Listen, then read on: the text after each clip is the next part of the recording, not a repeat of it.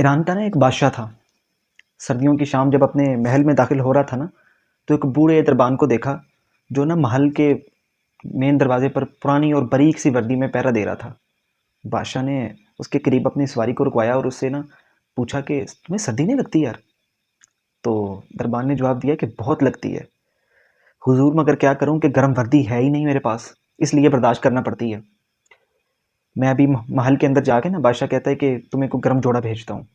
दरबान खुश होकर बादशाह को जो है ना सलाम पेश कर देता है और शुक्रिया का इजहार करता है। लेकिन ना बादशाह जैसे ही गर्म हल में दाखिल होता है ना, तो दरबान के साथ क्या वादा किया भूल जाता है।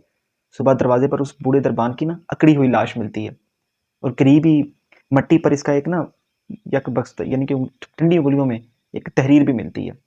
बादशाह सलामत, मैं कई सालों से सर्दियों में इसी नाजुक वर्दी में दरबानी कर रहा था, मगर कल रात आपके गर्म लिबास के वादे ने ना मेरी जान निकाल दी।